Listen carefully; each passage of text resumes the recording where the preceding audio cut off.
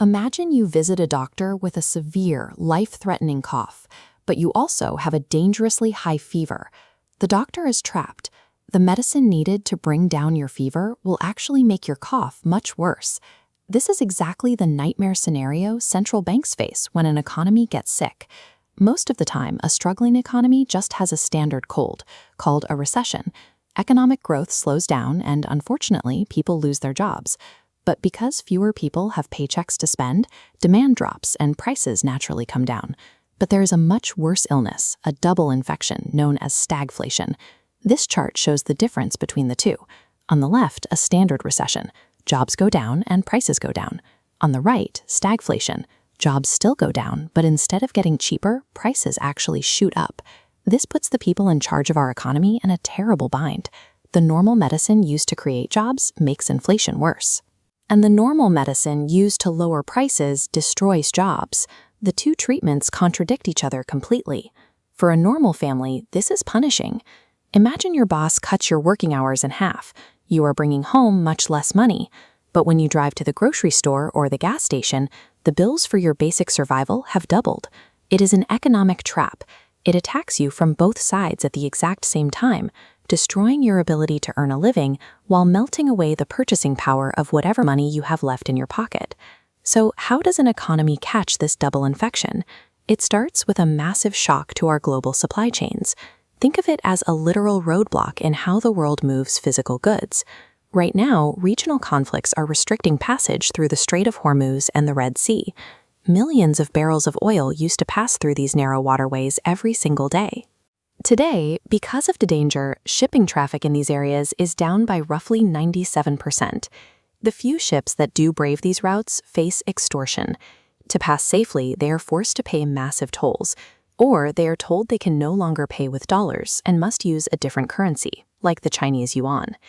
When ships cannot freely move essential materials, things like oil, fertilizers, and metals, the supply of those goods shrinks. And when there is less of something available, the cost to buy it skyrockets. Those rising costs are directly passed down to you. When raw materials are trapped halfway across the world, the cost of keeping the lights on and feeding your family surges, no matter how healthy your local economy might seem.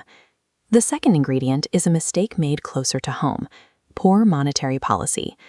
Over the last decade, and especially during the pandemic, the central bank created huge amounts of new money out of thin air. This chart shows the M2 money supply, the total bucket of all cash and bank deposits in the country. Recently, this bucket grew at an annual rate of 10.6%, which is much faster than our actual economy is growing.